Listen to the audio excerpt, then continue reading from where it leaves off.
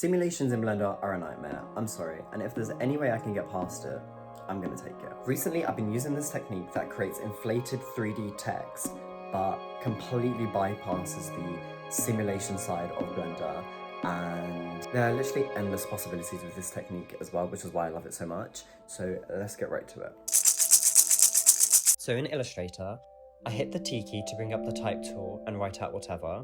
Recently, my best friend, Clobo Mojo, has begun streaming, so I'm just trying to make something that she can use for her socials. Once you've got your desired text, scroll down the panel on the right and click Create Outlines. Next, go to Effect, 3D and Materials, and click Inflate. I'm going to change the colour of the text, just so you guys can see a bit better what's going on. But at first it won't look like much has happened, but this window will pop up, and if you rotate the text using this middle gizmo thing, you'll see that basically the top of the text has kind of been rounded off, and the backside is flat. So on that same window, check Inflate both sides and play around with the depth. So this effect really depends on the font that you're using.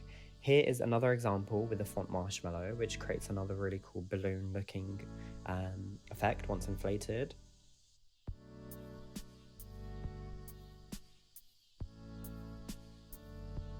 So now that you have your inflated text, to get it into Blender, in the 3D panel, under Object tab, scroll down and click Export 3D Object.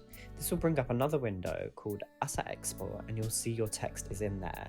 Automatically, it will have some stuff in the export settings. If you have more than one kind of like selection thing, just delete them, and then make sure the one that you do have left over on the drop down menu, select OBJ. Next, hit Export, which will prompt you to select a folder to save the OBJ in, and hit Save.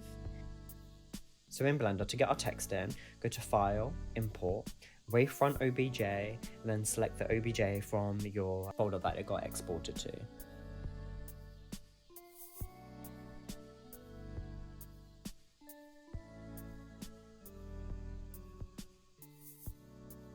So this next part is just me speed running, like making a pretend scene. I didn't actually use this for the final thing, and it really is just to demonstrate.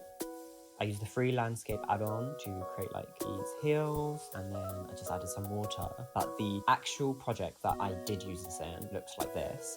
Basically what I did is just have the text in the middle there. I have these star and like flower assets that kind of spread around, and then basically there's just a cylinder with like a hollow cylinder essentially. I put a bit of a displacement on it to make it all bumpy. And then I used the G-Scatter add-on to basically just scatter around a bunch of like grass and some flowers. This is what the compositing looks like for this. It's literally just a glare node and then a lens distortion. I do most of my post-processing in Photoshop. I'm not actually going to go through the whole thing here because that's not what this video is about, but this is just what it looks like before and after, and this is what it looks like officially on her page.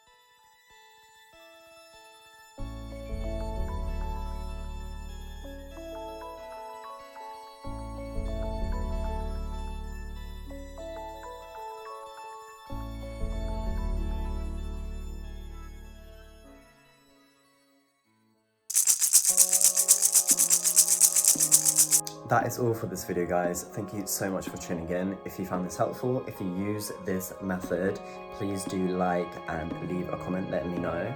I'd love to check it out. But until next time, this is Blustar signing off. Okay, and now the intro part.